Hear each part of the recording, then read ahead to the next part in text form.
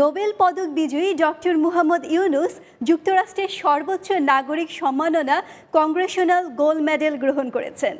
Doctor ইউনুসই প্রথম বাংলাদেশি যিনি যুক্তরাষ্ট্রের কংগ্রেসের সম্মানে ভূষিত হলেন।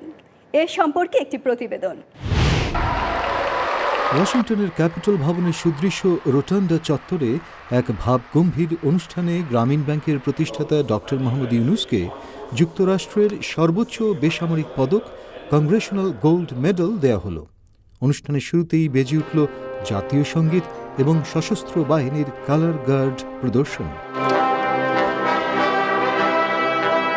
ডক্টর ইউনুসের প্রতি শ্রদ্ধা জানিয়ে তার কাজের ভূয়সী প্রশংসা করে বক্তব্য রাখলেন প্রতিনিধি পরিষদের স্পিকার রিপাবলিকান দলের জন বেইনার, প্রতিনিধি পরিষদের ডেমোক্রেটিক পার্টির নেত্রী ন্যান্সি পেলোসি এবং আরও কয়েকজন বিশিষ্ট কংগ্রেসম্যান এবং সেনেটর।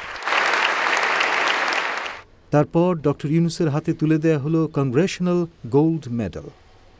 এর আগে doctor Yunus presidential medal of freedom এবং নোবেল শান্তি পদক পাওয়ায় তিনি বিশ্বের সপ্তম ব্যক্তি যিনি একই সাথে এই তিনটি পদকের অধিকারী হলেন।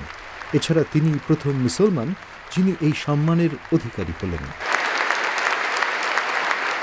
বাংলাদেশ যে সময়ে একটি বড় রাজনৈতিক সংকটের ভিতর দিয়ে যাচ্ছে, ঠিক তেমনি একটি সময়ে বাংলাদেশের নোবেল পদক বিজয়ী ডক্টর মুহাম্মদ ইউনুস গ্রহণ করলেন যুক্তরাষ্ট্রের কংগ্রেশনাল গোল্ড মেডেল অ্যাওয়ার্ড।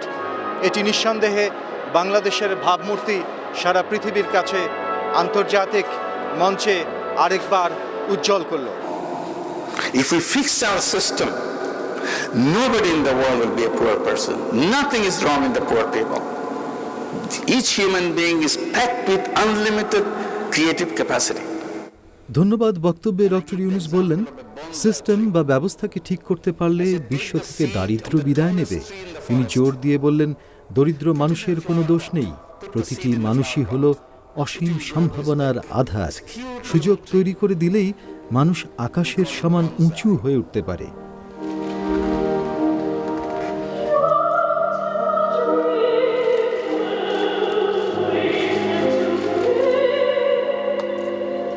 অনুষ্ঠানের অন্যতম প্রধান আকর্ষণ ছিল ডক্টর ইউনুসের কন্যা মনিকা ইউনুসের কণ্ঠে গান দ্য বিউটিফুল ড্রিমার।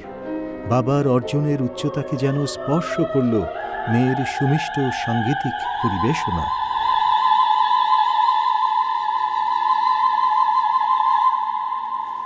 ডক্টর ইউনুসের কাজে অনুপ্রাণিত এক চিত্র পরিচালক হলি মশার বললেন, And he was helping 6.5 million women.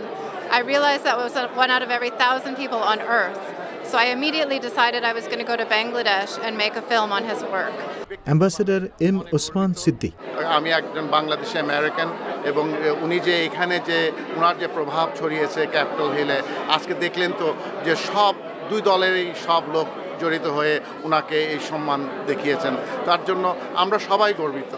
জাতিসংঘের আন্ডার সেক্রেটারি জেনারেল আমিরা হকের মন্তব্য, ওনার যে এত বছরের কাজ, এইটা যে কিভাবে উনি পরিমাণ করেছে যে people can be lifted out of poverty, particularly women. Broadcaster Iqbal Bahar চৌধুরীর প্রতিক্রিয়া, এর আগে উনি হোয়াইট হাউসেও পেয়েছেন প্রেসিডেন্সিয়াল মেডেল, যেটা নাকি এদেশে কেন সারা যুক্তরাষ্ট্র এবং পৃথিবীর সর্বত্র মাত্র 7 জন মানুষ পেয়েছেন নোবেল প্রাইজ এবং হোয়াইট হাউসের এই মেডেল এবং কংগ্রেসের মেডেল। অনুষ্ঠানের পর উপস্থিত দর্শকদের সাথে কথা বলার ফাঁকে ডক্টর মুহাম্মদ ইউনুস বাংলাদেশের মানুষের উদ্দেশ্যে বলেন, এই সম্মান আমরা যে পেলাম এটার জন্য আমরা তাদেরকে ধন্যবাদ জানাই এবং আমরা নিজেরা যেন আরও বহু সম্মানের জন্য প্রস্তুতি নিতে পারি, আমাদের সন্তানদের আমরা প্রস্তুত করতে পারি যে বিশ্বে আমাদের দেওয়ার মতো অনেক কিছু আছে। প্রতিটি মানুষ যেন তার সমস্ত সৌন্দর্য নিয়ে বিকশিত হতে পারে, ডক্টর ইউনুসের সেই স্বপ্নের কথাই অনুরণিত হতে লাগল অনুষ্ঠানে উপস্থিত দর্শকদের মনে। আহসানুল হক, ভয়েস অব আমেরিকা।